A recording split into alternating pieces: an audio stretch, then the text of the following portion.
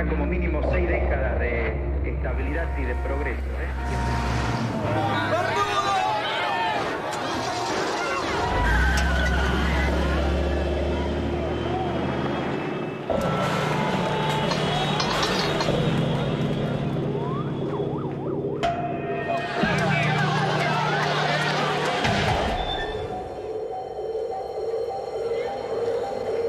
Informarles que ante eso he decretado el estado de sitio en todo el territorio nacional. He informado al honorable Congreso. Nuestro país vive horas difíciles que muestran la culminación de un largo proceso de deterioro.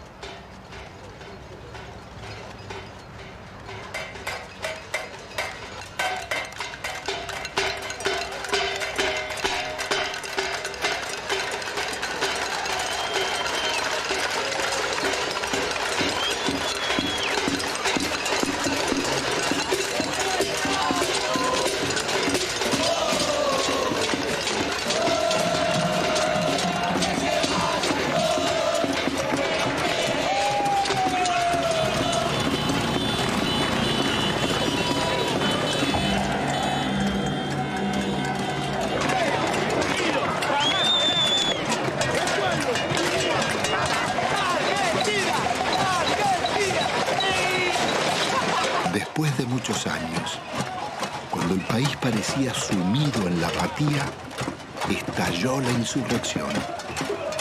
Era la patriada espontánea de los nadies, que haciendo sonar sus cacerolas, se derramaba por los barrios y ocupaba la ciudad de las instituciones y los bancos. Terminó de hablar y la gente se volcó espontáneamente. Acá no convocó a nadie. Yo tengo 50 años, hace un mes y medio que no trabajo y laburé todos los días de mi vida, todos los días. Porque no quiero el estado de sitio, porque no quiero ser una súplica del Fondo Monetario Internacional. Es un modelo que no va más. Se tiene que ir de la Rúa y con él todos los delincuentes que lo cobran.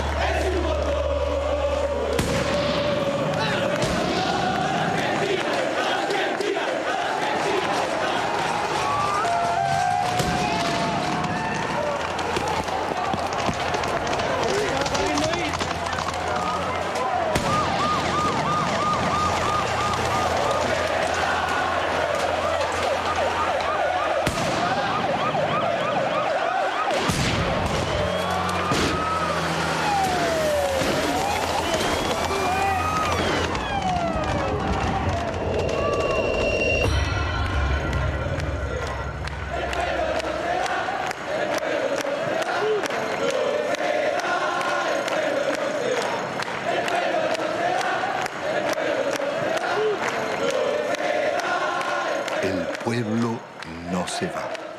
Son trabajadores, amas de casa, empleados, jubilados y estudiantes, herederos de aquellos que por décadas habían desafiado dictaduras y persecuciones, soportado ajustes y en democracia traicionados. ¿Qué había pasado en la Argentina? ¿Cómo era posible que en una tierra tan rica se sufriera tanta hambre? El país había sido devastado por un nuevo tipo de agresión, ejecutada en paz y democracia. Una violencia cotidiana y silenciosa dejaba más víctimas sociales, más emigrados y muertos que los del terrorismo de Estado y la guerra de Malvinas.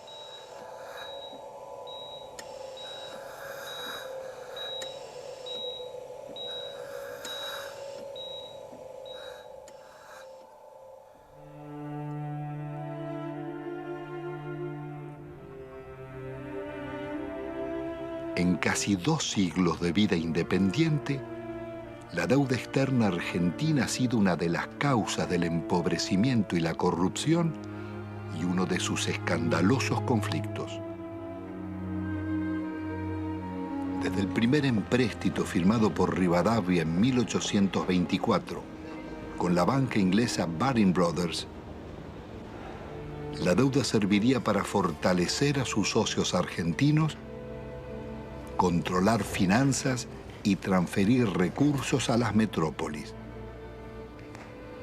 Desde entonces, la deuda externa estuvo ligada a los negocios y complicidades de casi todos los gobiernos, desde Mitre y Quintana a Menem y de la Rúa.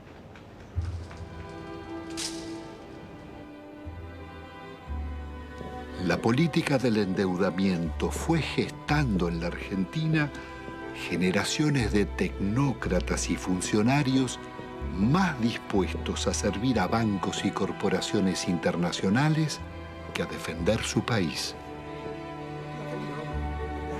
Moldeados en Harvard o Chicago, Oxford o Buenos Aires, sus retratos decoran las galerías oficiales. Allí están colgados desde lobistas del siglo XIX, como Manuel García y Belaustegui, hasta los últimos directores de la banca pública, Pedro Pou, Macarrone y Colombo. Administradores de una deuda que había nacido en los años 70 con la dictadura militar.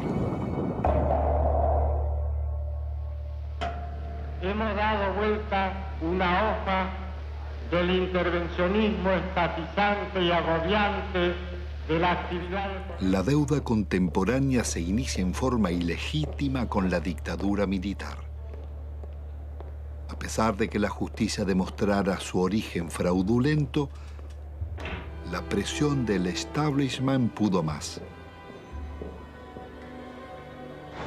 Desde entonces, serviría para condicionar gobiernos y enajenar el patrimonio público. Es todo un símbolo que en el Salón de los Acuerdos luzca una estatuilla de Canning, regalada por el gobierno de Su Majestad en 1857 por el honorable reconocimiento de la deuda.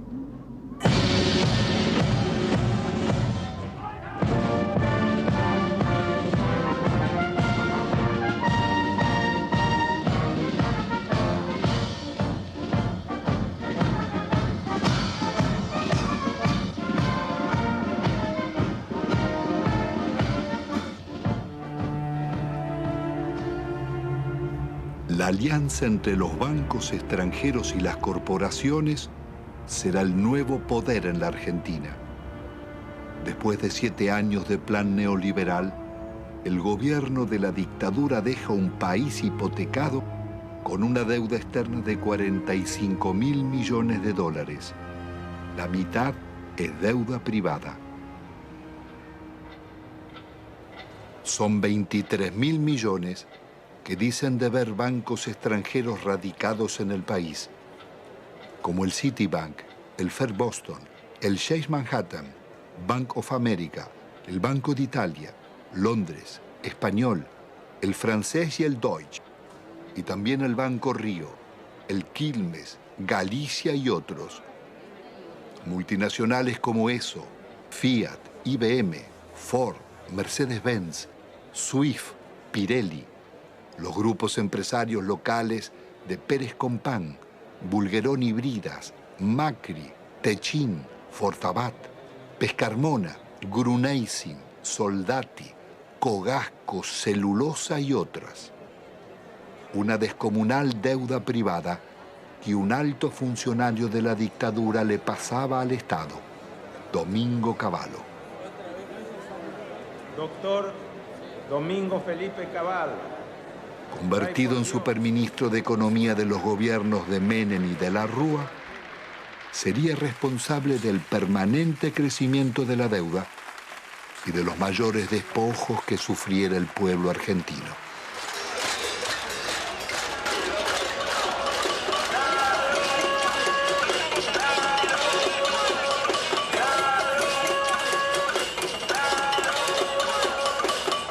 ¿Qué me decías?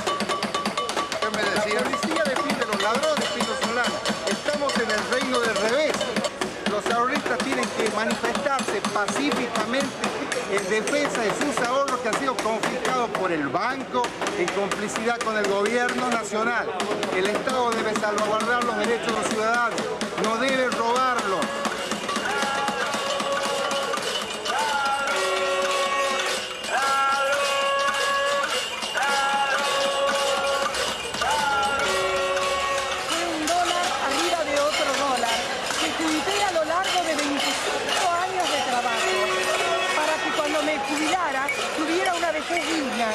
Cosa que el gobierno no me da.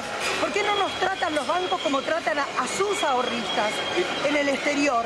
Y yo los puse en bancos privados, porque desconfiaba de los bancos nuestros, porque ya me agarraron en el 89. Pero evidentemente soy una estúpida. Entonces, ¿qué necesitan? ¿Una bomba? Yo no soy de poner bombas, pero al menos me desahogo con la cacerola.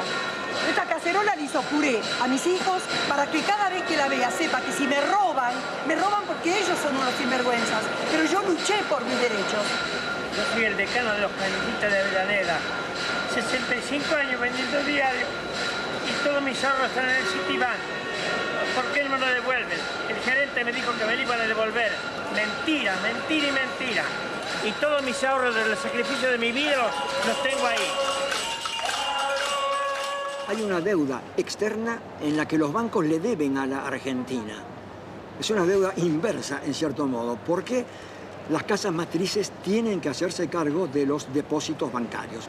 Eso está en la jurisprudencia argentina desde 1971, en el famoso caso Swift-Deltec, en donde se resolvió que la casa matriz era responsable por las deudas de sus filiales. Y es una estafa que el Estado tenga que hacerse cargo de las deudas del sector privado.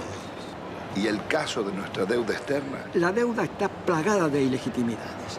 Primeramente hay una ilegitimidad de fondo. Es ilegítimo pagarle a los bancos cuando hay 18 millones de pobres y 9 millones de indigentes.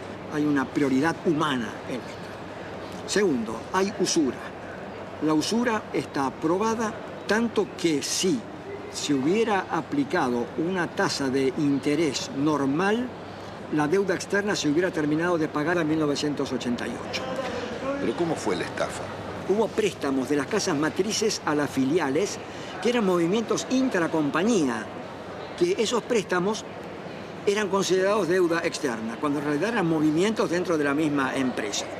se compraban dólares. Esos dólares se los depositaba en una cuenta en Estados Unidos. Con la garantía de esa cuenta daban otro préstamo que entraba al país. Se compraban dólares y así se lucraba indefinidamente con la tasa de interés. Es lo que se llamó en aquella época la bicicleta financiera, con la que se hicieron fortunas. Y precisamente los grandes beneficiarios fueron los grupos económicos que son los mismos de siempre. Al finalizar el gobierno de Alfonsín, la deuda externa se aproxima a 54.000 millones de dólares. Menem dejará en manos de la banca acreedora determinar cuánto se les debe. El Congreso jamás trataría la deuda, ignorando la Constitución y la denuncia de Alejandro Olmos. 10 años después, llegará a 130.000 millones. No confundamos a la gente con un mal concepto de la palabra deuda, porque todos queremos endeudarnos, pero después decimos que está mal que el país se endeude. Cuando crece el crédito, porque hay alguna endeuda. Es bueno, la deuda es buena. Todos queremos darle crédito, todos hablamos que hay que darle crédito a la población, que está surgiendo el crédito hipotecario. Es bueno endeudarse, no es malo endeudarse. Se vuelve absolutamente pertinente una cosa que los norteamericanos inventaron hacia 1898 con la ocupación de Cuba. En ese momento había bancos españoles que le habían prestado a la autoridad colonial cubana. Los norteamericanos dijeron, si el pueblo de Cuba no ha sido beneficiado por estos préstamos, no hay deuda. En 1923, cuando un banco británico, entonces el Royal Bank of Canada, le prestó a un tiranuelo de Costa Rica que se llamaba Tinoco, unas uvas que estos utilizaron para sí mismos. El Royal Bank of Canada pretendió que Costa Rica le pagara y se produjo un pleito y el árbitro resultó ser un expresidente de los Estados Unidos, el presidente William Taft. El presidente Taft resolvió el litigio diciendo hay deuda, pero hay una deuda privada y no una deuda pública, porque no hay deuda pública si no hay un público, el público como destinatario, como beneficiario. Son actos que de ningún modo han beneficiado al público, más bien todo lo contrario. Han hecho que la persona que compra en un supermercado y paga el IVA resulte el quien paga finalmente estas deudas privadas de grandes empresas, de grandes compañías o de gente en todo caso muy rica. No cabe duda de que la deuda privada irregularmente estatizada, ilícitamente estatizada por el doctor Cavallo, debe ser absolutamente revisado. ¿Cómo se llama esa teoría, doctor? Se llama teoría de la deuda odiosa. Una directora del Fondo Monetario Internacional, Karen Lissaker, representando a los Estados Unidos, dijo, si aplicáramos la teoría de la deuda odiosa, toda la deuda del tercer mundo se caería.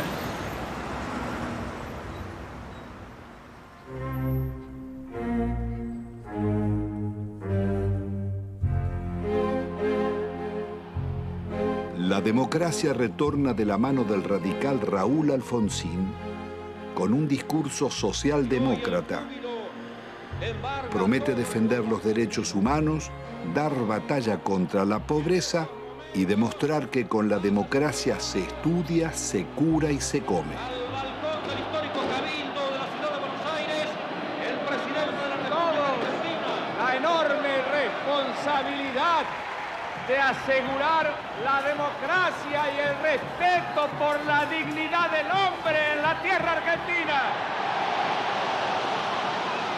Hemos dicho que esto significa que el Estado no puede subordinarse a los grupos financieros internacionales, pero que tampoco puede subordinarse a los privilegiados locales. Pero el Estado está en quiebra y es preciso optar.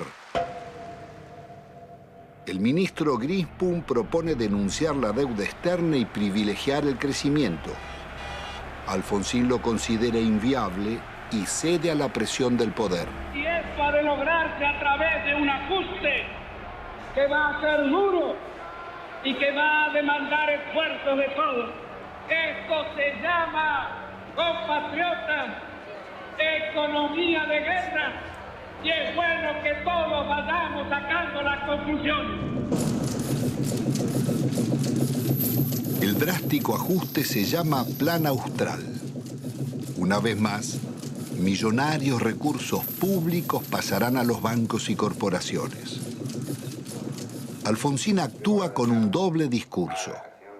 Promete investigar la deuda, pero ordena al presidente del Banco Central legitimarla. Promueve el juicio a las juntas militares por los crímenes de la dictadura y 2 años después, las leyes de obediencia debida perdonarán los delitos cometidos bajo órdenes superiores. Es el logro de la insurrección de los oficiales cara pintadas. La población sale de sus casas y desafía los tanques.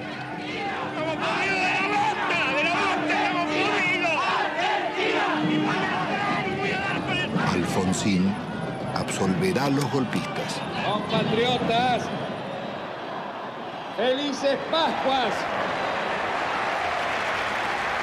Los hombres amotinados han depuesto su actitud. Algunos de ellos, héroes de la guerra de las Malvinas, que tomaron esta posición equivocada. La derrota electoral del radicalismo acelera la crisis. Un golpe del mercado desata la hiperinflación y se producen saqueos en los supermercados. He resuelto resignar el cargo de presidente de la nación argentina con el que el pueblo me honrara desde el 10 de Alfonsín debe renunciar 6 meses antes de finalizar su mandato.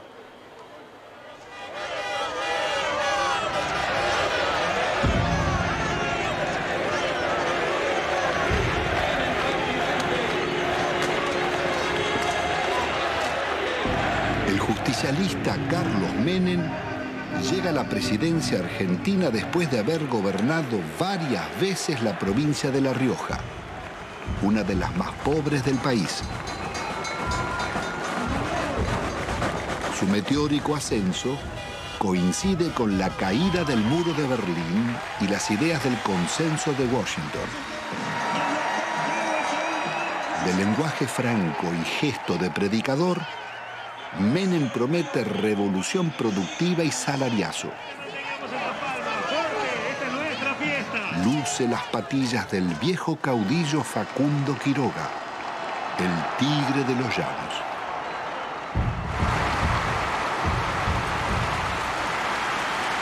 Argentino por argentino de pie, por los niños pobres que tienen hambre, por los niños ricos que tienen tristeza, por los hermanos sin trabajo, por los hogares sin techo, por las mesas sin pan, por nuestra patria.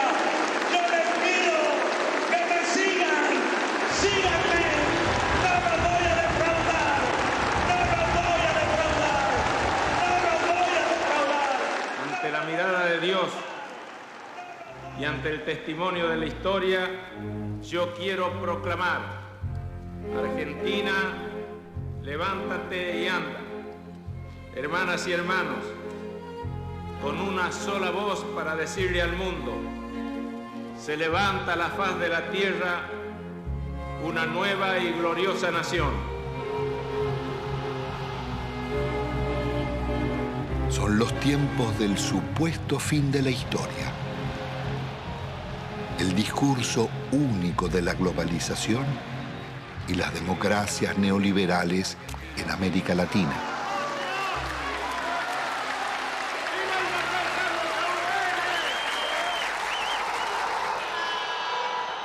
Días después, abandona las patillas y promesas reformistas y traiciona a sus votantes.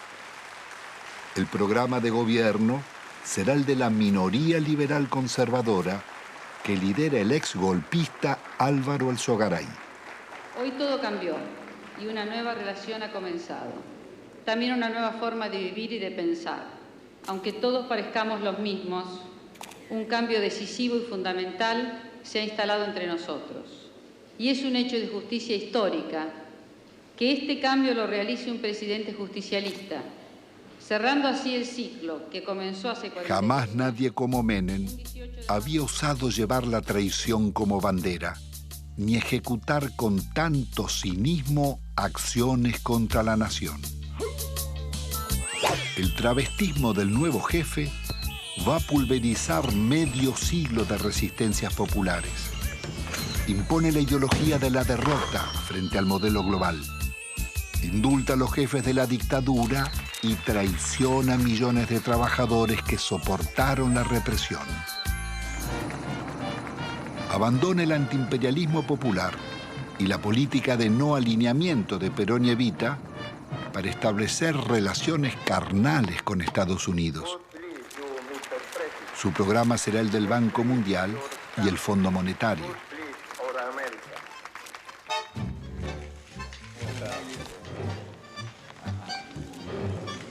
Pero la traición no fue solo la de Menem.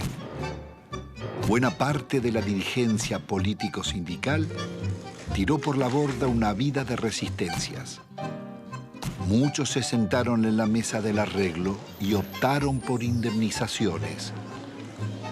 Otros se convirtieron en socios del millonario festín de las privatizaciones.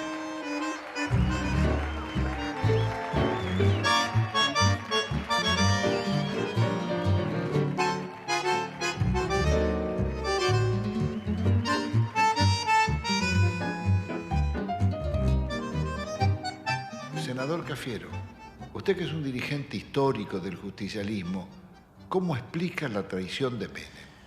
Bueno, eso sucede y no sucede raramente, sucede con bastante frecuencia en la vida política de todas las naciones. Hay un librito chiquito francés que se llama El elogio de la traición, donde se demuestra o se dice que es absolutamente intrínseco a la política la traición. Es decir, usted para llegar tiene que mentir, porque si usted dice lo que realmente piensa, la gente no lo va a votar. Y creo que eso se aplicó en la Argentina. Se aplicó siempre, pero con mucha mayor intensidad, admitámoslo, durante los gobiernos de Menem.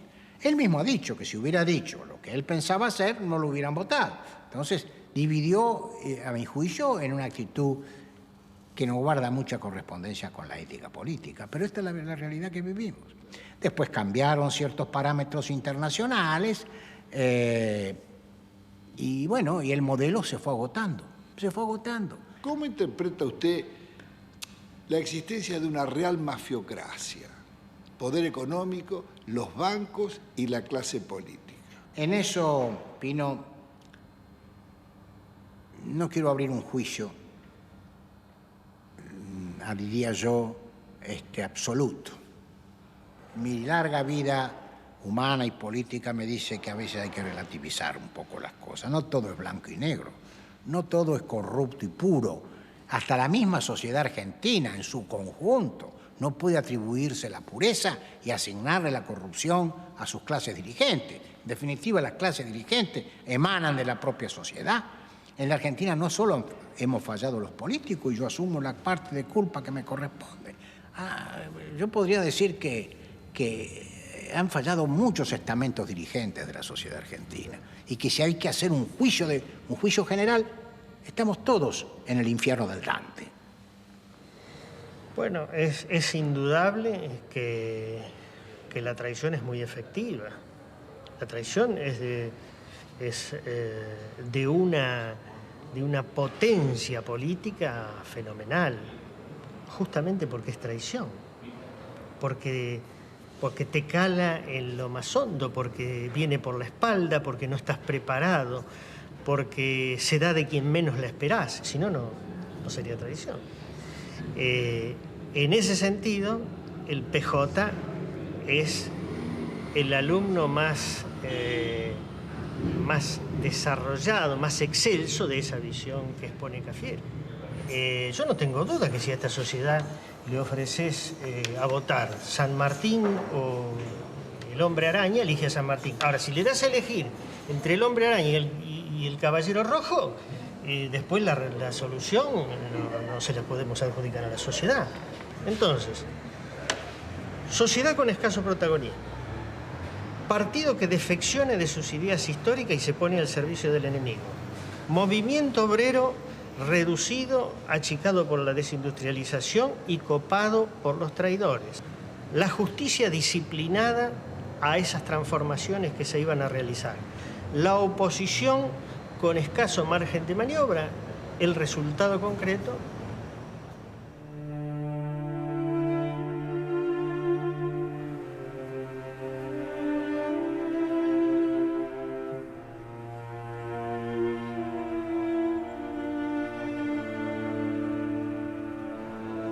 El modelo neoliberal de Menem sería inseparable de la degradación republicana y la corrupción.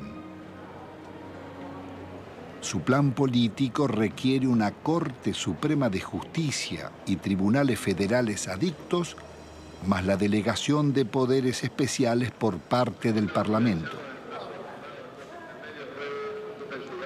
Al mes de haber asumido, consigue su ley de leyes, la reforma del Estado, que le abre las puertas a las privatizaciones.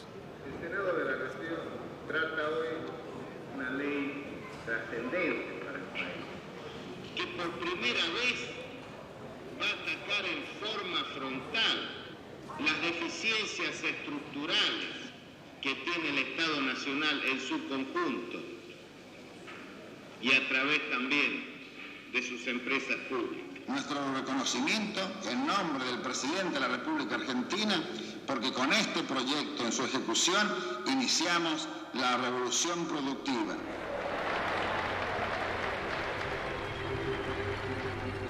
Fue un verdadero ataque a la democracia la forma en que este Parlamento trató las leyes en la era menemista.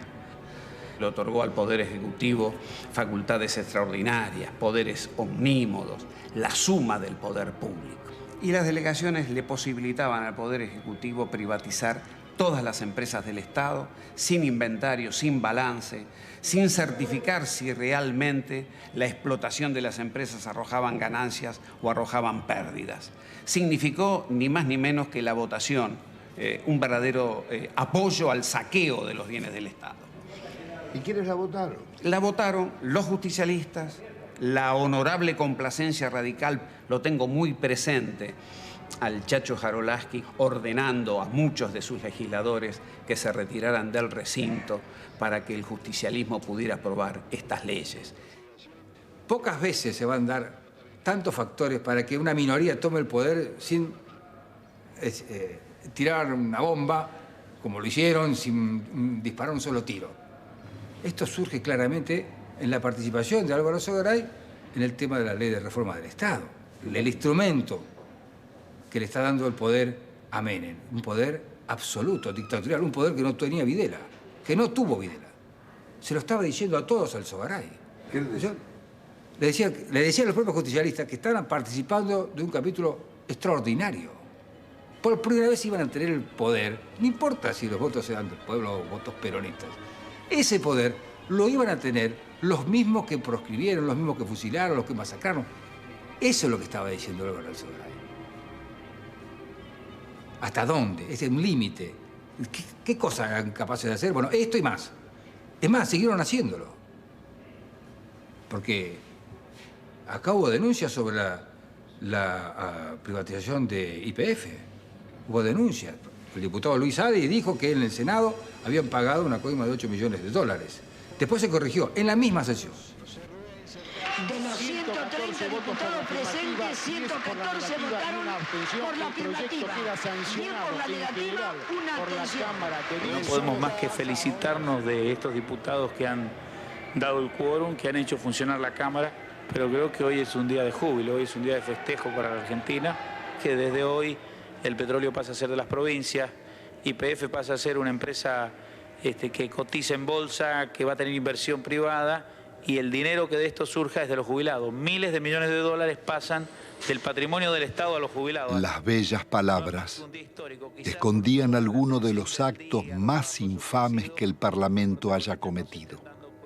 Con sobornos y falsos diputados fueron votadas las privatizaciones de YPF y Gas del Estado, las dos mayores compañías argentinas. no solo el país perdía las empresas que más habían invertido en su industria, sino que los jubilados y trabajadores serían estafados. La oposición no bastó para impedirla. Diputados disidentes del justicialismo formarían el Grupo de los Ocho. Reformar el Estado no es privatizar. En un país en emergencia no se puede empezar despidiendo trabajadores. Otras voces opositoras al despojo de la petrolera fueron amenazadas o agredidas. En mayo del 91, por ratificar ante la justicia las denuncias contra Menem y el remate de YPF, fui víctima de un atentado con 6 tiros en las piernas. La corrupción de Menem es una locura, la privatización de YPF. Es un robo fenomenal lo que está. ¿Cómo no va a haber corrupción si surge de los hechos? Surge de las privatizaciones. ¿Cuáles son los estados patrimoniales de los hombres que votaron esto? Me refiero a los que conducían. Hay que verlos. Uno no ha visto acá pagar, abrir portafolios y pagar dólares. Uno no lo ha visto. Sin embargo, no está desmentido. De modo que cuando existen consultoras, cuando hay tanto dinero para ganar más dinero, cuando hay negocios mientras la sociedad está distraída, mientras existían los hombres que pregonaban las conveniencias de que las empresas del Estado pasaran o nos olvidamos de Neusta. Y tenían alto rating. No solamente los políticos, En este cambio tenemos que incluirnos también los periodistas, los medios de comunicación. ¿Hasta cuándo vamos a aguantar tantas estupideces? Instrumentos extraordinarios como la televisión y la radio en manos de idiotas para generar pueblos idiotas. ¿Hasta cuándo? El Congreso de la década mafiosa, el que votó las leyes más vergonzosas y antinacionales, tuvo que sesionar rodeado de cordones policiales. Fueron tantos los atropellos contra el pueblo que todas las semanas se oyeron sus reclamos. Llegaban jubilados, maestros, empleados estatales, estudiantes, obreros y desocupados de todos los gremios.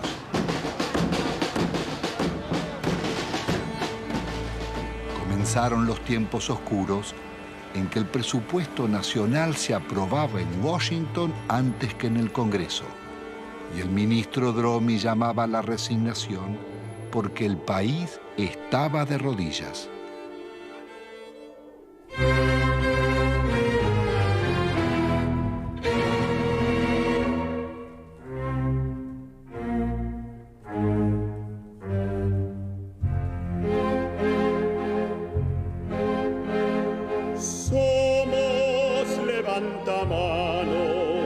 Obsecuentes, comedidos, votamos con ojos cerrados lo que nos manda el partido. Somos levantamanos, legislamos con olvido y al votante traicionamos a pesar de los silbidos.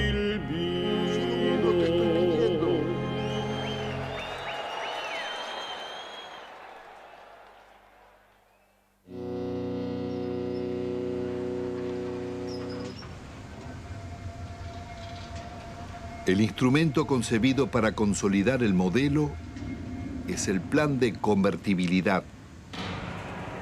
Abre las importaciones e impone por ley una mentira. Un peso vale $1.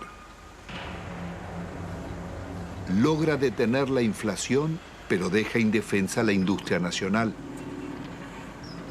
De producir el 95% de lo que consumíamos y exportar máquinas, tornos, trenes y electrodomésticos, pasamos a importar telas, carnes, lácteos, frutas o pastas.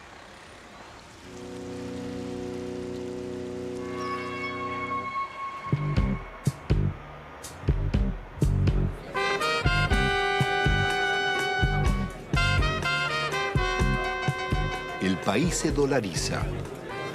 Todo podía pagarse en pesos o en dólares. Pero con inflación cero, las tarjetas de créditos y los bancos cobraban intereses usurarios del 50% anual, cuando en Estados Unidos y Europa eran del 7%. La fiesta del dólar a un peso impidió competir a comerciantes y empresarios llevándolos a la quiebra. Desaparecerían miles de industrias y talleres, textil, metalúrgica, autopartista, manufacturas domésticas y muchas otras.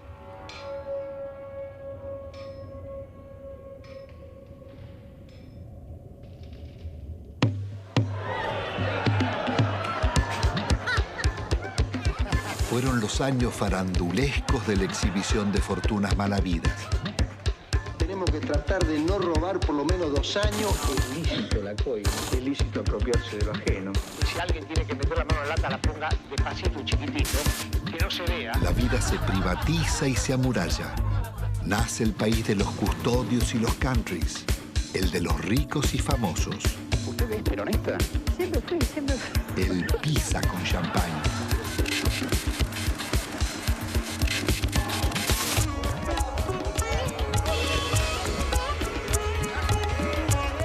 Tocar YPF, tocar el petróleo en Argentina era tocar a la madre, era lastimar a Gardel, era ofender la bandera. El petróleo bajo la tierra no le sirve a nadie, a ninguno. Esto pasa cuando no usas la camisa. Y yo creo que todos tenemos derecho a una cuota de frivolidad de cuando en cuando. De gran seductor que usted tiene, si le molesta un poco. No, todo lo contrario, me ayuda.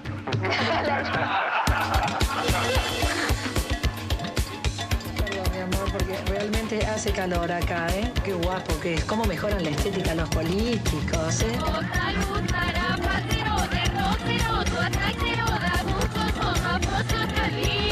Estoy apasionado por este modelo económico, que es mentira, que produzca más pobre, que lo fabrique. Hace muchos años que vivimos acá y siempre esperamos promesas de los políticos, que más o menos los que todos conocemos acá, los encargados de la zona, nunca, pero nunca hicieron nada por nosotros. Acá nosotros, los vecinos que han tomado la iniciativa de cortar la ruta, por lo menos los encargados tomen conciencia de la realidad que nosotros vivimos. Los chicos no pueden ir al colegio. Cuando hay un enfermo al fondo, no puede salir porque no puede entrar a la ambulancia, no puede andar un coche. Nosotros queremos vivir dignamente, como merecemos. Somos gente pobre, somos gente humilde. Nosotros no queremos comprar ilusiones. Que nos vengan a nosotros con un asadito, con una ropita, con una botita para los chicos. Y nosotros queríamos que ese rollo se entube. Había todo el dinero, todo lo necesario, pero el dinero que hicieron se lo llevaron ellos. Nos robaron. Si ponemos a hablar de robar, ellos fueron los artífices, digamos, los que enseñaron al pueblo a robar. Ya no pasamos a ser solamente la maestra que antes enseñaba, sino para ser el contenedor social en la escuela. La mamá que te viene a pedir si tenés un par de zapatillas que te sobre de tus nenes, de enfrentar a la misma comunidad cuando tenemos el problema de la inundación. Somos centro de evacuación, pero albergamos a nuestros propios alumnos porque la tormenta le voló las chapas, porque no tienen dónde dormir. El chico está pendiente de lo que está pasando en la casa o pendiente de que terminan de repartir la leche y es el primero ir a la cocina para llevarse los sándwiches que quedan. No lográs captar un minuto su atención porque está pensando en otra cosa. Y a veces se te desmayan. O sea, se te desmayan y le preguntás, bueno, ¿qué comiste anoche? O ¿qué tomaste esta mañana? Y una sopita, te dicen un té. Y se te desmayan, es muy frecuente. Nosotros ya estamos acostumbrados. Pero te da bronca, te da bronca. El plan de convertibilidad integraba un proyecto de dominación funcional al pago de una deuda externa que era incobrable. En 1992, el ministro Cavallo negocia con el secretario del Tesoro americano Nicolás Brady canjear la deuda por el patrimonio público que se ofrecía a precio de remate. Las empresas estatales podían comprarse con bonos del Estado que cotizaban al 15% de su valor nominal, pero se los reconocían al 100%.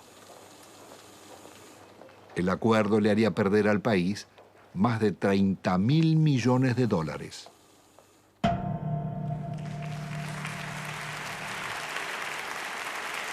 El gobierno de la Nación Argentina cumplimenta esta noche 7 cabalísticas privatizaciones, 7 sectores estratégicos del quehacer nacional. Encaramos las privatizaciones de la televisión, de los teléfonos, de instalar el sistema del peaje, de instalar la concesión vial o la concesión ferroviaria, también de privatizar las radios y de incorporar, por supuesto, la privatización de la empresa estatal de la aeronavegación. Nosotros hemos ideado un decálogo que dentro de unos días se conocerá, que es el decálogo menemista de la reforma del Estado. El mandamiento 1 son palabras de Menem, él no lo conoce aún. El mandamiento 1 está extraído de sus muchos discursos, dice así: nada de lo que deba ser estatal permanecerá en manos del Estado.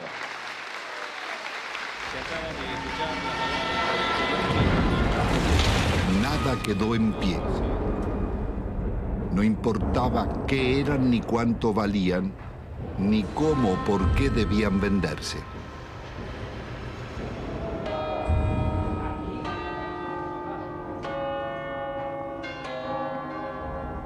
Más allá de los siglos y los métodos, las concesiones de bienes del Estado serían continuidad de las viejas explotaciones coloniales.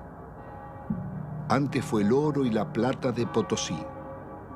Hoy las ganancias del petróleo, el agua o las comunicaciones. Las compañías extranjeras hicieron en nuestro país lo que no les hubieran permitido hacer en los suyos. En términos de incumplimiento de las obras de inversión, se les perdonaba.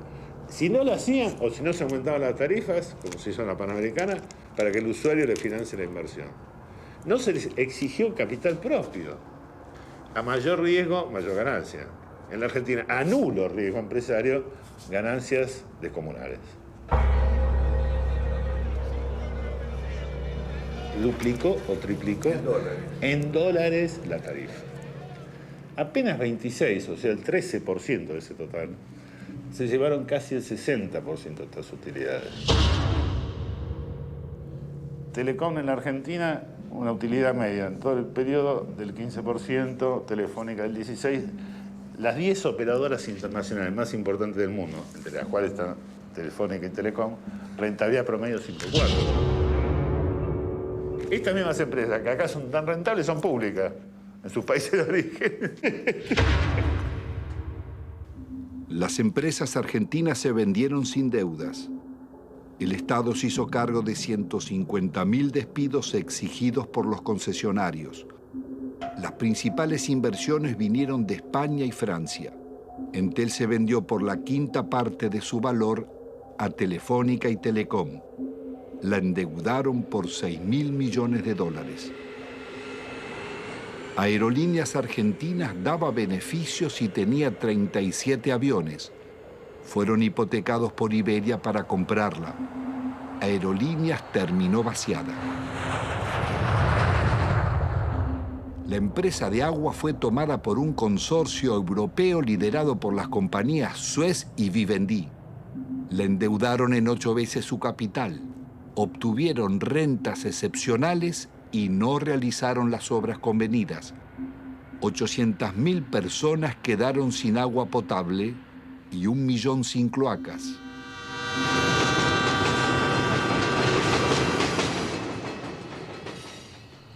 Quizás no exista en la historia nacional un vaciamiento igual al de los ferrocarriles. Fue el mayor golpe que sufrieron las economías regionales. Miles de familias tuvieron que emigrar. Había 36.000 kilómetros de vías, solo quedan 8.000. 95.000 puestos de trabajo, quedan 15.000. Después de una década, el Estado paga más subsidios que antes y debe al Banco Mundial 700 millones de dólares prestados para pagar despidos, más otros 700 millones de intereses por haber suprimido 80.000 puestos de trabajo.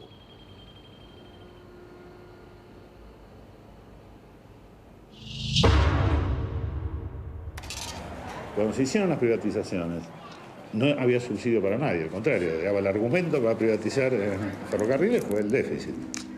Hoy están subsidiados hidrovías, los ferrocarriles, los concesionarios viales. La magnitud de subsidio recibido por las rutas nacionales fueron 1.100 millones de dólares. Y dejaron de pagar 980 millones de dólares de canon. O sea, se robaron 2.000 millones de dólares. Deben pagar un canon por el uso económico de un bien público nuestro como sociedad. Ninguno pagó el canon. ¿Quién no pagó? Ninguno. Ni los concesionarios viales, ni el Correo, ni Unequian. Sistemáticamente la seguridad jurídica en Argentina fue unilateral. Es para las empresas. Pues, siempre que renegociaron en contra de los usuarios y consumidores. ¿Cuál es la razón para que siga funcionando semejante impunidad? La política. Y los negocios políticos y los acuerdos políticos. Las privatizaciones se hicieron a la medida de las corporaciones. La patria contratista financió todas las campañas electorales, todos los gobiernos, todos los golpes de Estado y realizaron todas las obras públicas.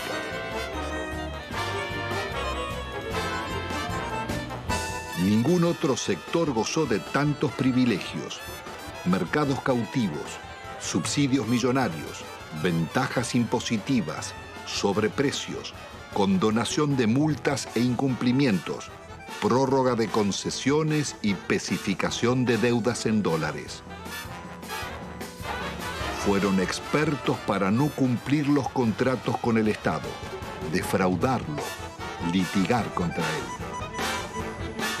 Estos son Sogma y Sideco de Macri, Bridas de Bulgeroni, Loma Negra de Fortabat, Pecom de Pérez Compán, Techín de Roca, Benito Rollo, Pescarmona y otras.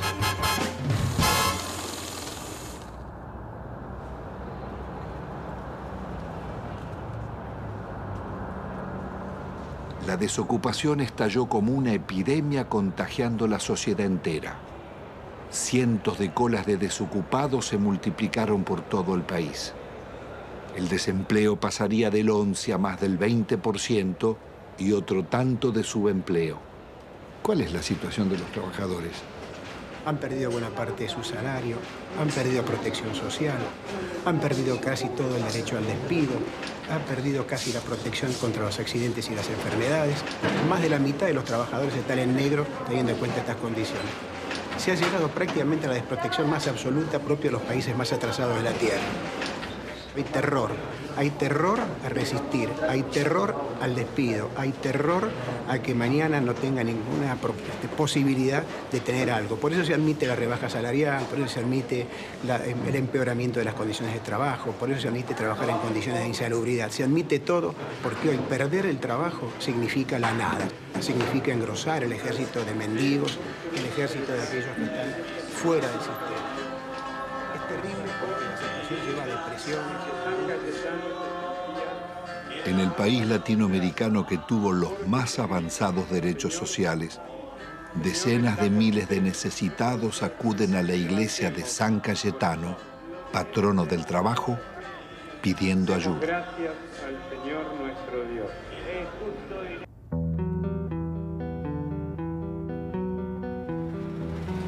Argentina es un caso único en el mundo y en América Latina. No se conoce un país que haya entregado su gas y su petróleo sin haber perdido una guerra. Hay que pensar que fue una verdadera traición al país de una clase dirigente.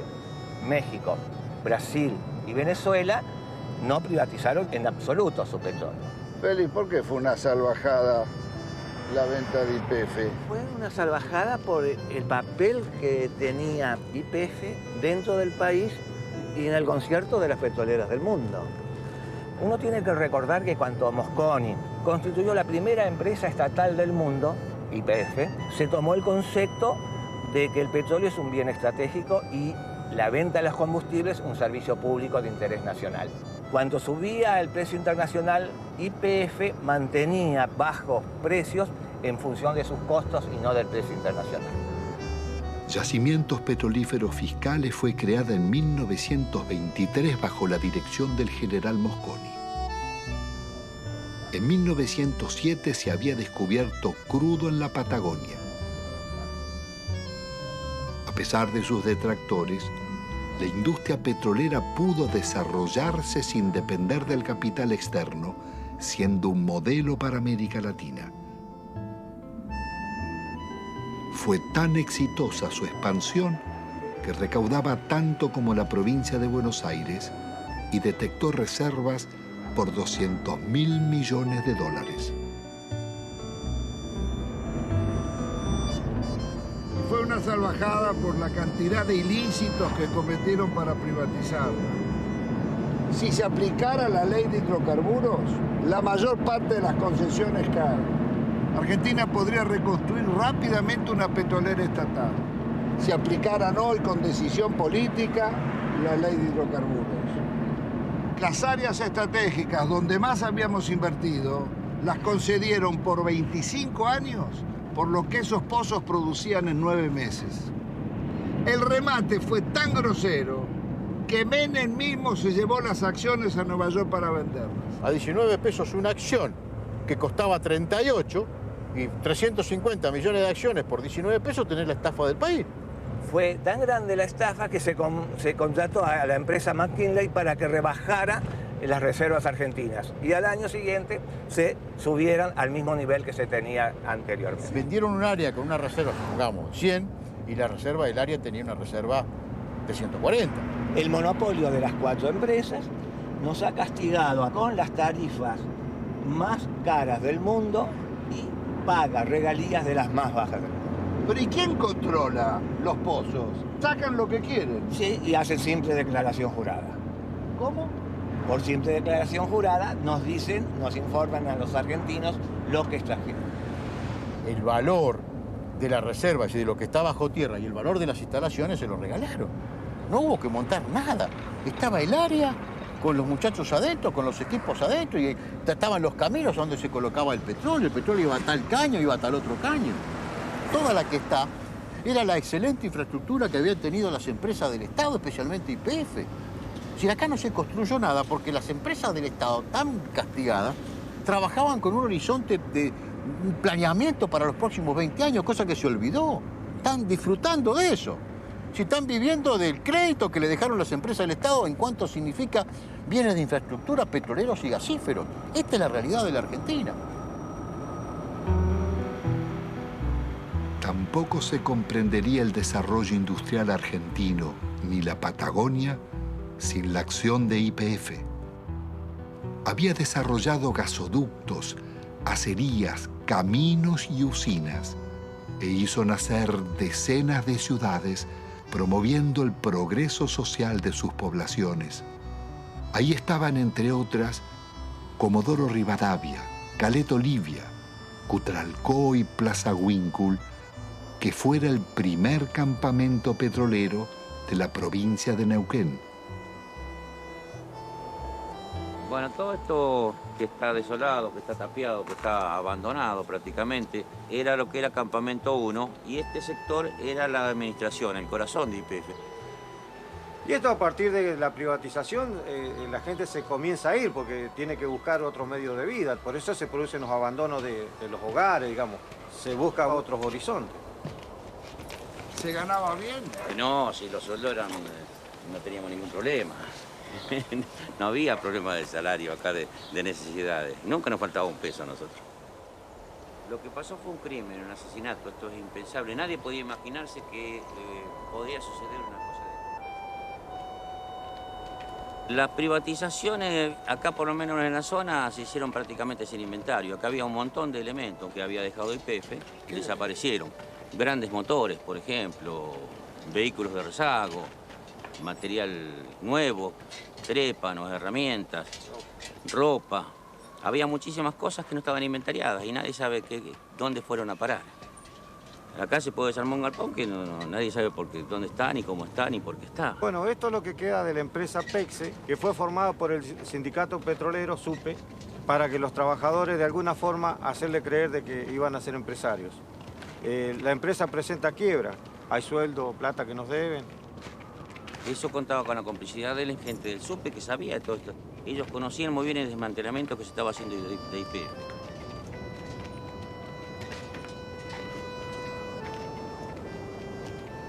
Si la gente agarraba 40, 50 mil dólares y aunque lo echaran de la empresa y le hacían por ahí hacer un curso de repostero, de computadora, de cualquier cosa, durante un año donde le estaban pagando. Entonces la gente por ahí aceptó la privatización y aceptó el despido, sin pelear. Porque claro, tenía la plata en el bolsillo. Lo que pasa es que esa plata después se la fue gastando. Se compraron vehículos, se ampliaron casas, se pusieron kioscos, negocios. ¿Mucho desocupado? Muchísimo desocupado. Nosotros podemos hablar de 5.000, 7.000 desocupados o más. No hay censo. No hay censo serio que nos diga hay tantos desocupados. Pero sabemos que son miles los desocupados. Sabemos que somos miles los que estamos subocupados y que vivimos a medias. Pero los desocupados no solo fueron los de YPF. A ellos se sumaron otros miles de las industrias y comercios que cerraban. Años después, en el invierno del 96, Utralcó protagonizaría una pueblada.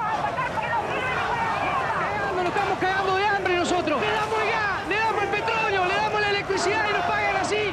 Agotados sus reclamos por trabajo, miles de desocupados se instalaron en la carretera nacional durante días y noches, soportando 10 grados bajo cero y resistiendo las cargas de la gendarmería.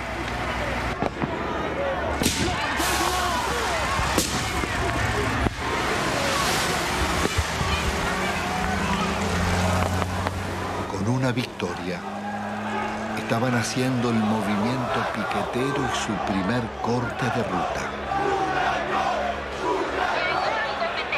Me retiro del lugar y las fuerzas que vinieron conmigo también. La juez ordenaba el retiro de la gendarmería. ¡El pueblo ganó! ¡El pueblo! ¡El pueblo ganó!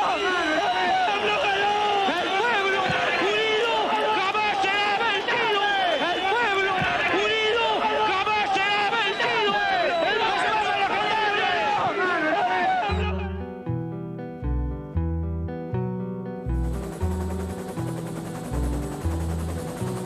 La del Estado era un orgullo de todos los argentinos y era una de las 2 o 3 empresas que en el mundo eran tomadas como modelo.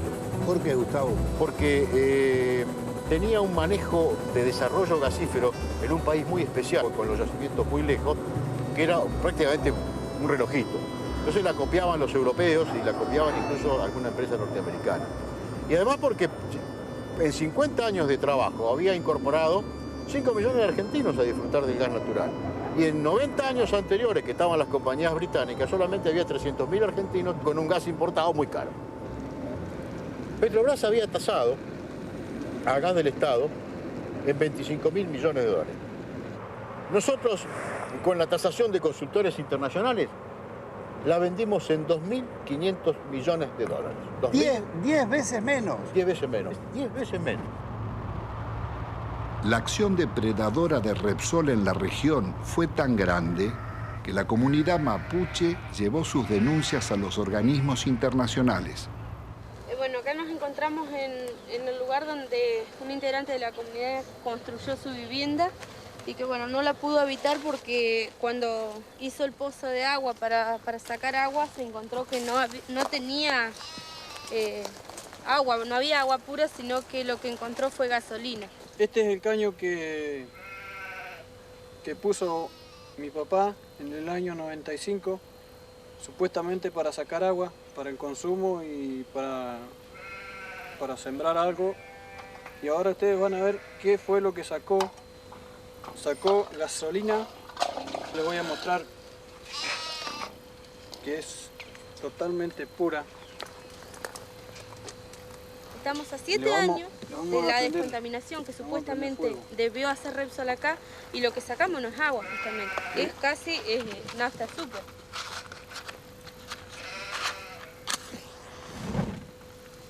Ahí está. Esto no solamente acaba en 55 hectáreas, sino está toda la napa contaminada del agua. De acá hacia abajo, donde da el curso de la napa, el agua se va hacia abajo.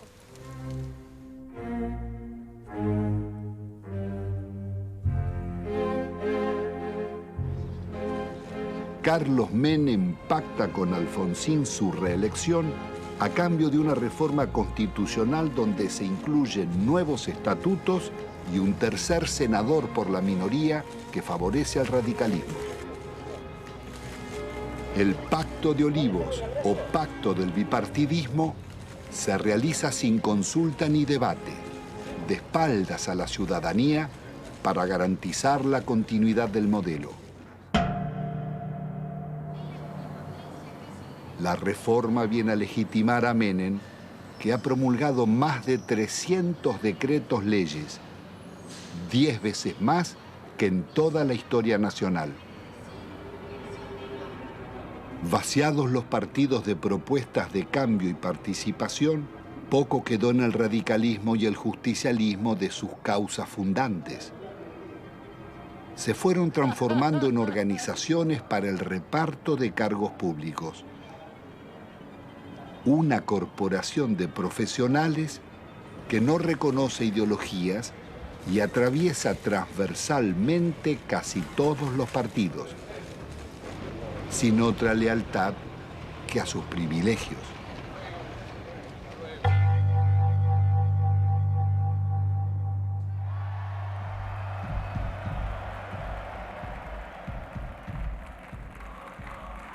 De la otrora poderosa Confederación General del Trabajo, solo queda el eco de antiguas multitudes. Su asociación fervorosa con Menem terminaría vaciando los gremios de trabajadores.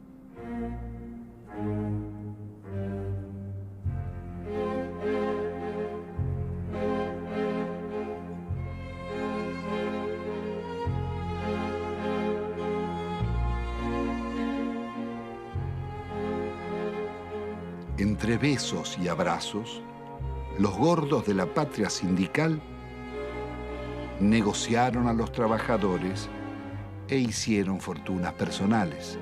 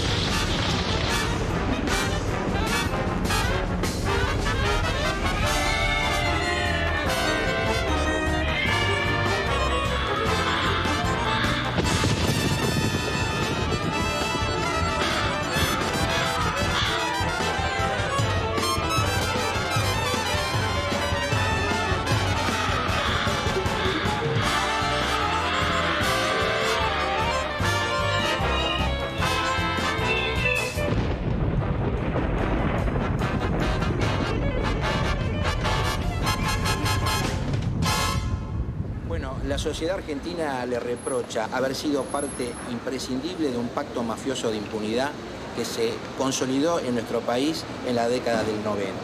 Se le reprocha haber admitido, haber legitimado el remate de las empresas públicas al mejor postor y de una forma realmente a precio vil.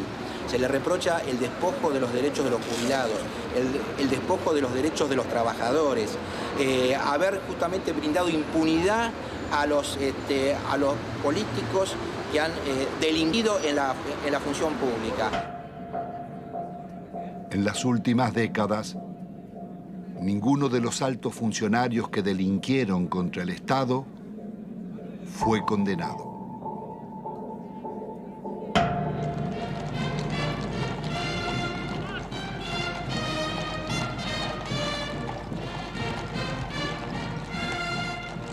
Al amparo de una justicia dicta, la asociación espuria entre la corporación político-sindical y el poder económico-financiero consolidará la mafiocracia. Desempeñar con lealtad y patriotismo el cargo de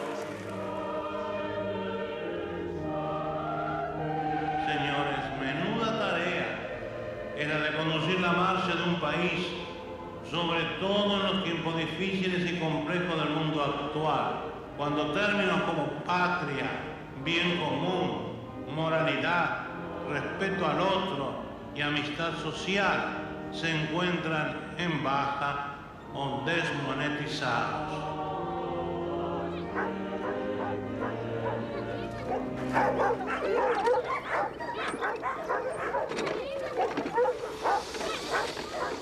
¿Qué va a comer? Tengo 7 chicos, no tengo trabajo, no tengo no tengo ni mercadería, nada, no tengo colchón, no tengo colcha. En la indigencia total estamos aquí. No se puede estar acá.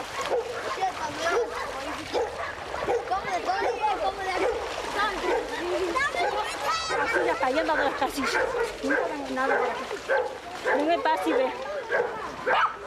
¡Chica! No la condición que yo estoy viendo, mire cómo se me ha mojado todo. No tenemos ayuda de nada. No sé, se creerá que somos perros, no sé qué se creerán que son los hijos de nosotros. A mí jamás me han ayudado con nada. Yo no tengo ningún plan, a mí no me dan ningún plan. No me pagan nada, no tengo nada. A mi chiquita les doy de comer polenta, olvido, eso les doy de comer. O mate cocido, porque no tengo. La verdad no tengo. Usted mismo ve, se me moja todo porque no tengo. ¿Con qué me dan una casilla? Nadie me da una casilla. Siempre han prometido, sí, me han anotado todo, pero no me han dado nada. Nunca, a mucha gente, a la señora que está ahí, a toda ella. Doña Mariela, usted también venga después. Tengo una cosa, no sé, mi hermana a mí me dice, andate al médico, todo, porque está muy mal, está flaca, todo. Pero sabe que yo, es una cosa que yo ya no aguanto más, porque la situación como está, que no hay trabajo y que yo no tenga que darle de comer a mi hijo, a mí me duele un montón. Tiene que ella me pregunta, mamá, ¿qué vamos a comer? Y yo, ¿qué les voy a contestar? No hay, no tengo. Ellos no entienden, son chicos. Pero uno le tiene que decir la verdad. Tiene que decir la verdad, pero bueno, a mí me duele decir que no tengo que darle de comer, pero es la verdad.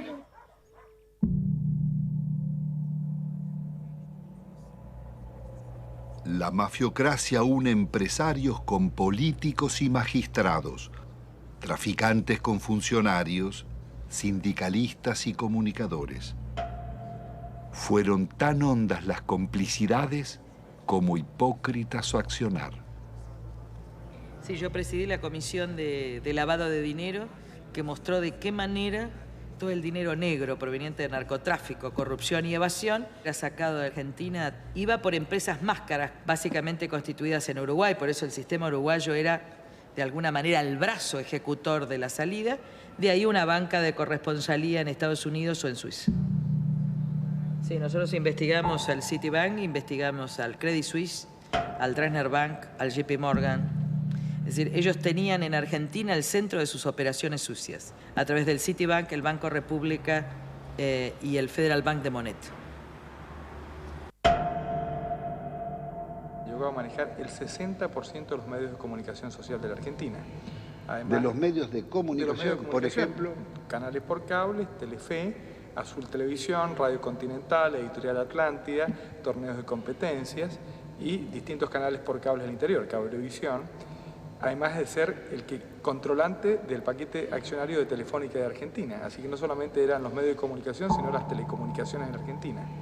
Obviamente con una fuerte llegada al poder político y sobre todo a la Suprema Corte. Recordemos el famoso fallo de la Suprema Corte para habilitar el rebalanceo de tarifas telefónicas que benefició a Telecom y a Telefónica de la competencia internacional.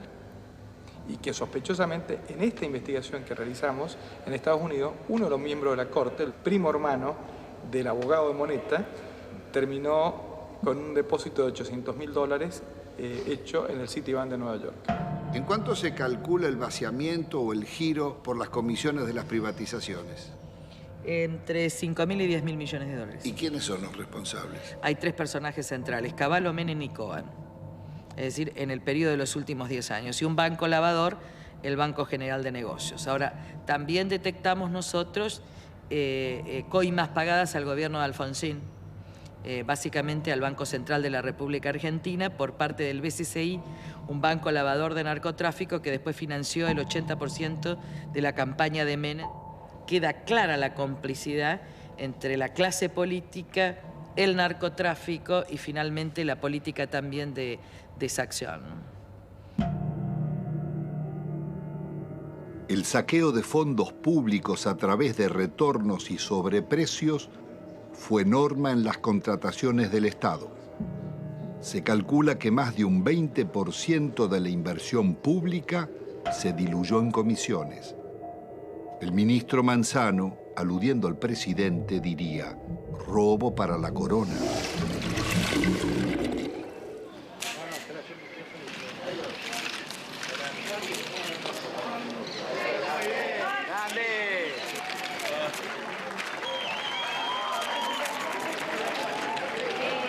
Presidente, ahí, presidente.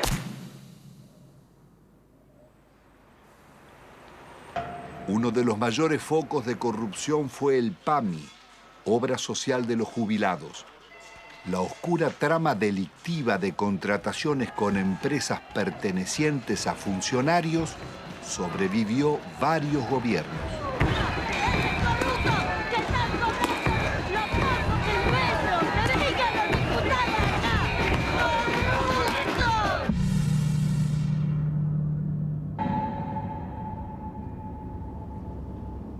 Yacyretá es una de las más grandes represas de llanura del mundo, con un dique de contención del río Paraná de 67 kilómetros de largo.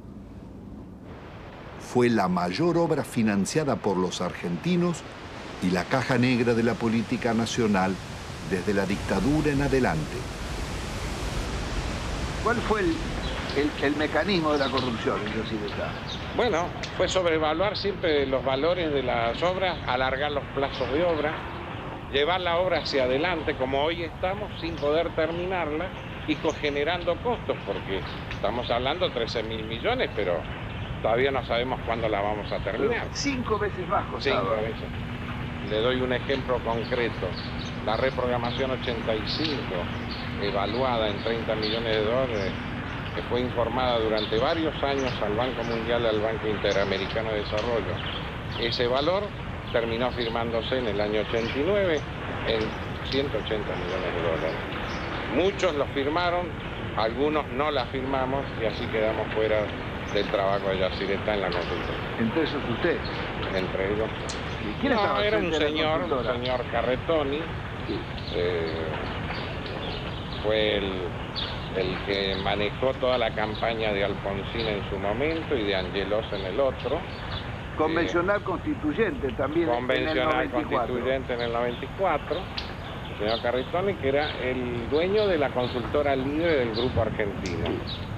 Suegro del director general de la constructora. ¿De quién? Repítemelo. El señor Carretoni, suegro del ingeniero Rizzo. Es decir, que el jefe de la consultora que debía controlar costos, terminación, calidad técnica de las obras, era el suegro del constructor. Exactamente, eso.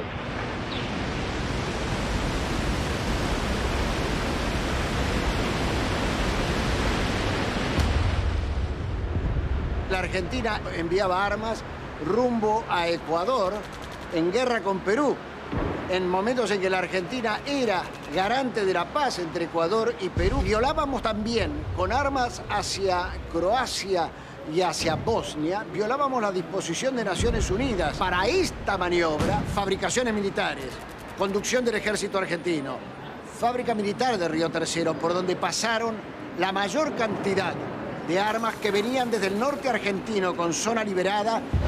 ¿Qué se hizo? Se voló la fábrica militar de Río Tercero con 7 muertos argentinos. Después de marzo del 95, era menester hacer desaparecer todos los rastros, entre ellos los documentos, los inventarios y todas las huellas que podían demostrar de que aquello no fue una casualidad, sino fue una clara intencionalidad al servicio del encubrimiento. ¿Quiénes componían esa banda para la asociación ilícita? Califican como jefe de la asociación ilícita a un expresidente de la República, Carlos Saúl Menem. La lista no es aquí terminante, ¿no? Hay muchos más, pero hay también algunas circunstancias como estas. Los suicidios, muertes accidentales. Se cae un helicóptero enfrente al hipódromo argentino en el campo de polo, donde muere uno de los hombres claves. Se suicida con mano invertida el capitán Estrada, hombre que ha formado parte de las bandas del terror en los tiempos horrorosos en la República Argentina. En este cuadro, lo que hoy falta investigar es dónde está la plata que se robaron. Carlos Menem, su cuñado Emir Yoma, Cavallo y otros involucrados en la causa del contrabando de armas serían arrestados. Pero la Corte Suprema los dejaría en libertad. El delito impregnó la dirigencia en todos sus niveles. Ministros, jueces y altos funcionarios fueron llevados a la justicia por causas de corrupción, como los justicialistas Alberto Coan, Gerardo Sofovich, Juan Carlos Alderete, Matilde Menéndez, María Julia Alzogaray, Carlos Grosso, Claudia Bello, Triaca, Dadone, Grisanti, Amira y Emir Yoma, Vico y Espadone, los funcionarios radicales Del Conte, Mazorín y muchos otros, y los candidatos presidenciales Angelós y Masachesi. Me pongo al frente de lo que hace a combatir la corrupción. Las anteriores amenazas se referían a una causa por exportaciones de oro, donde se generaron aparentemente créditos fiscales ficticios. Si no querés que te arruinemos en el trabajo y la vida, deja de romper las pelotas, me corta en el brazo. Durante los años de Menem, las mafias se desarrollaron bajo la complacencia del gobierno y seguirían actuando después. Su accionar dejó decenas de secuestros extorsivos, asesinatos, robo de vehículos, muertes dudosas o por gatillo fácil, falsos accidentes y suicidios nunca esclarecidos.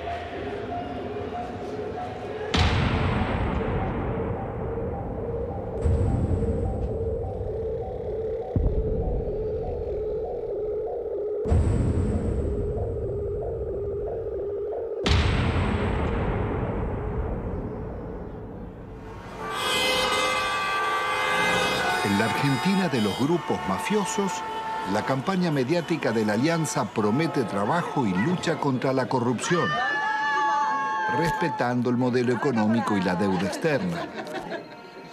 Integrada por el Partido Radical y el Frente de Centroizquierda Frepaso, propone investigar a funcionarios, pero sin tocar la macrocorrupción de las privatizaciones ni el despojo financiero del país. Fernando de la Rúa y Carlos Álvarez derrotan al candidato justicialista Eduardo Duhalde. El nuevo gobierno continuará con las políticas recesivas del Fondo Monetario. ¡De la Rúa! ¡Arriba de la Rúa! Una vez más, el mandato de la ciudadanía será traicionado. Rebaja de salarios públicos y aumento de impuestos.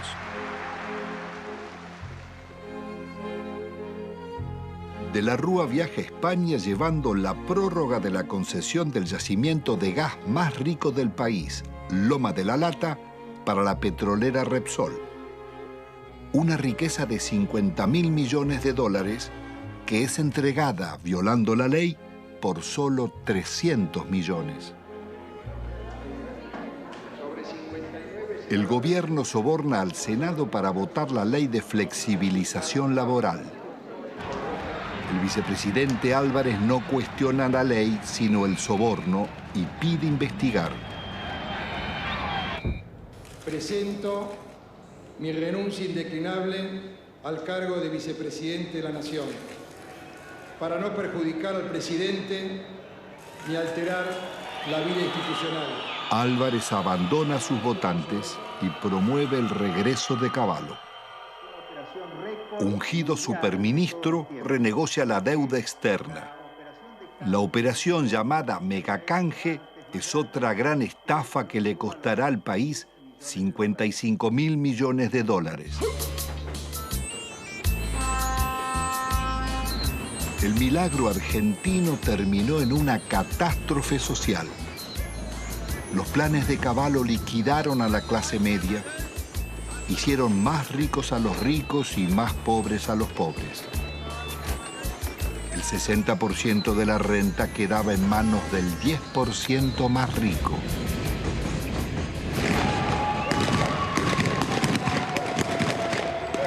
Está padeciendo la gente tiene hambre, somos guerrilleros, mira la hambre que tenemos. De la Rúa opta por la represión. 2 jóvenes desocupados son asesinados en Corrientes al desalojar un puente. Otros 3 piqueteros baleados en Salta y Jujuy. Jamás un presidente constitucional había dejado tantos muertos en tan poco tiempo.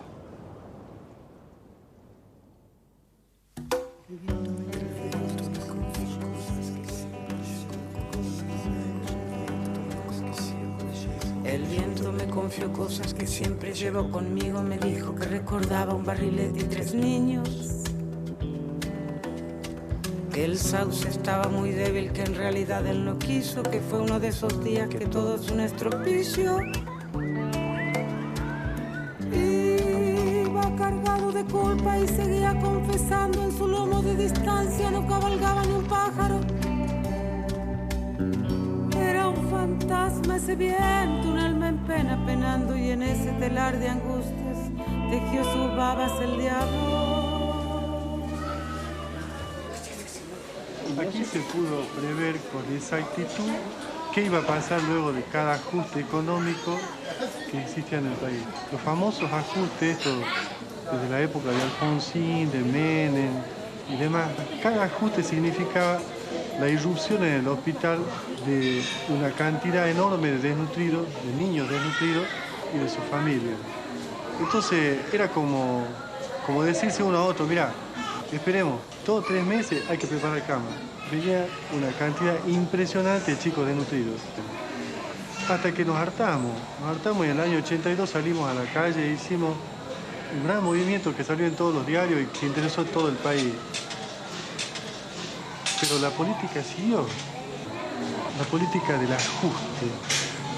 Cada ajuste era una puñalada en el corazón para un médico que venía aquí porque sabía que después de ese ajuste, 3, 4, 5, 6 meses más, los chicos que nacían en ese periodo no iban a comer. Entonces íbamos a tener esta cantidad de chicos y de ahí nació este documento que nosotros hicimos hace poco que dice, otros toman las decisiones, nosotros lo vemos morir. Pero resulta que cuando nosotros empezamos a leer, traducíamos bibliografías del inglés. Entonces nosotros veíamos cómo se solucionaba, cómo le arreglábamos los líquidos, cómo le arreglábamos las sales, cómo le arreglábamos las proteínas. Y después ya, viendo que cada vez era más y que nos sobrepasaba, empezamos a leer otras cosas. Hasta llegamos a leer un libro argentino, Juan P. Garrahan, no sé si le suena. Dice, la desnutrición no es una enfermedad socioeconómica y cultural que se soluciona poniendo a trabajar a todos los factores de la nación. No dice que le vamos a dar alimento, que le vamos a todos los factores de la nación. Y ahí explotó todo, ahí ya nos dimos cuenta. ¿Qué hacemos nosotros con el desnutrido mandándolo a la casa? ¿Qué hace la nación? Claro, le damos un enfoque cientificista. Claro. Pero este último año fue una explosión atómica. Nosotros teníamos 18% de chicos desnutridos en el hospital, pasó a prácticamente el 80% de chicos desnutridos en el hospital.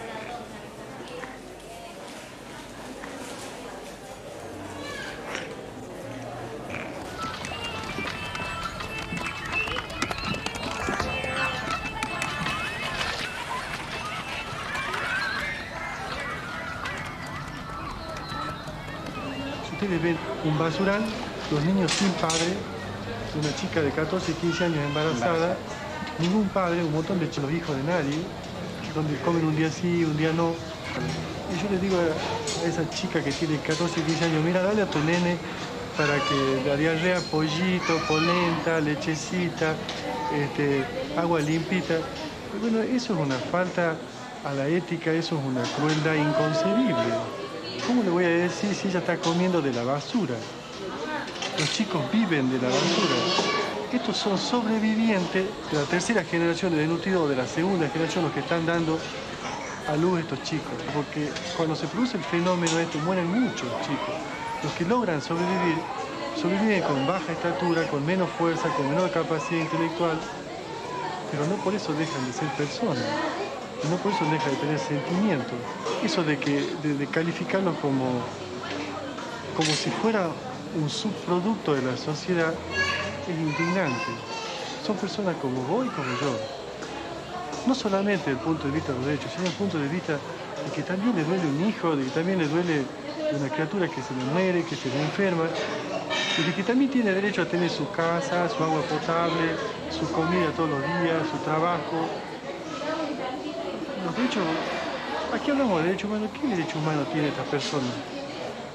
Se le han pisoteado todo, absolutamente.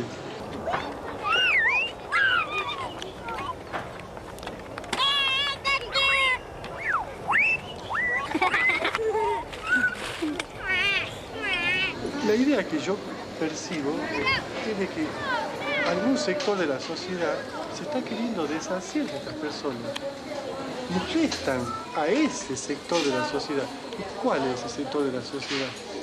Está identificado, el que se llevó todo. 90% indigentes, 10% que lo tienen todo. No sé qué modelo, esto no es un modelo, esto es una cosa que yo tengo 54 años y es siempre lo mismo. La historia es ajustemos. El que vino no sabía ajustar y sigamos ajustando. Y se cagan todo. Y los chicos se los va corriendo como de la mesa y caen abajo y no comen nada. Lo que no se quiere ver del país, que es la gente que nace, vive y muere sin documentos, sin estar registrada, la otra Argentina, la oculta, con los que están incluidos y los excluidos. Porque con los excluidos ya no nos interesa ni rescatarlo, que no se reproduzcan, ponerle DIU, esterilizarlo, sacarlo de circulación. Todavía nadie se animó a decir no mostrarlo.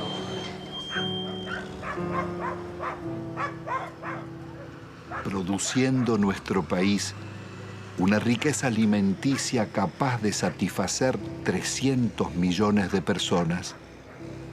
Los niveles de pobreza que denunciaba la película La Hora de los Hornos en los años 60 serían apenas el anuncio del genocidio neoliberal de los 90. De enfermedades curables o desnutrición, mueren cada día en Argentina 55 niños, 35 jóvenes y adultos, 10 mayores. Un promedio de 35.000 personas por año.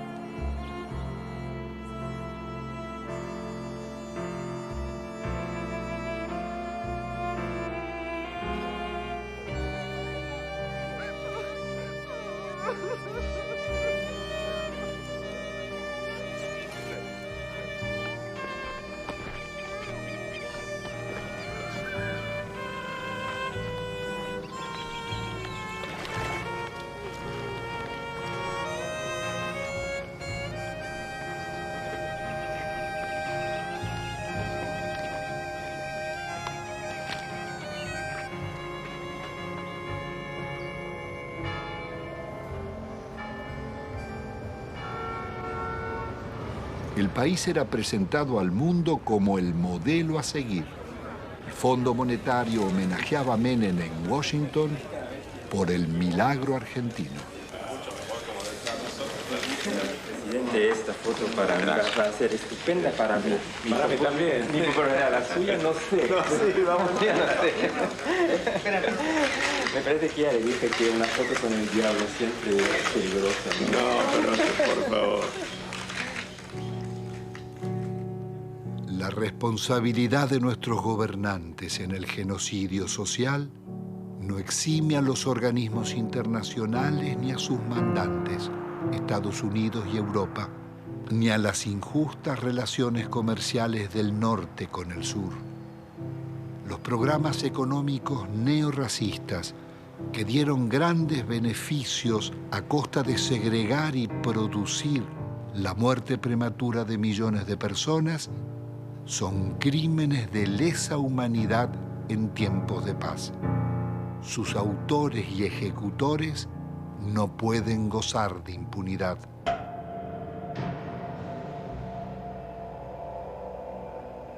Después de un cuarto de siglo, el balance económico es devastador. La deuda estatal y privada pasó de 7.800 a cerca de 170.000 millones de dólares, pero se ha pagado en concepto de servicios casi otro tanto y 150.000 millones se han fugado al exterior. Argentina ha perdido otros 150.000 millones por los subsidios agrícolas en Europa y Estados Unidos. Desde 1999, el crecimiento será cero y el país marcha hacia la devaluación y la cesación de pagos.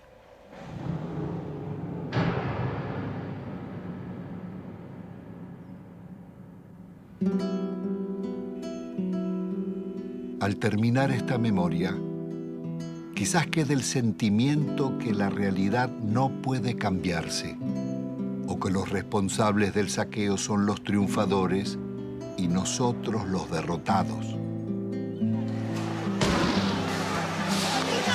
Pero la realidad fue distinta. Ni la dictadura, ni Menem, ni de la Rúa consolidaron sus proyectos, ni los bienes concesionados se perdieron para siempre, porque pueden recuperarse.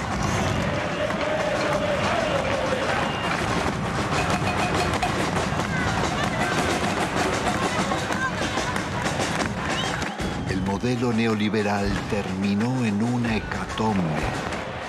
Sus responsables no pudieron vender todo lo que deseaban, ni los mayores bancos públicos, ni los grandes astilleros Río Santiago, ni las usinas termonucleares, ni Yacyretá, Salto Grande o EPEC.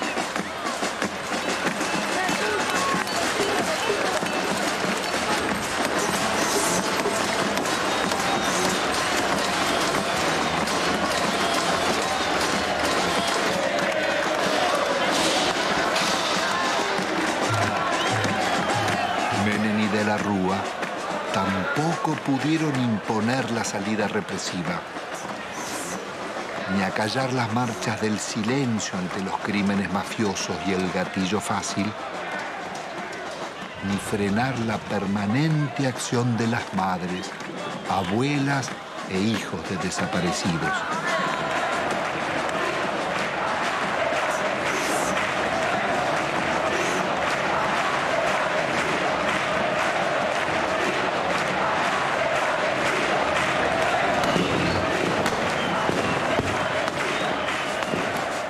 Impidió otra historia, la de miles de luchas y movilizaciones de resistencia del movimiento social desarrollado durante la década. Organizaciones territoriales, piqueteros, comedores y asambleas barriales, ocupaciones de tierras y asentamientos, la Gran Marcha Federal y cientos de otras marchas y paros nacionales.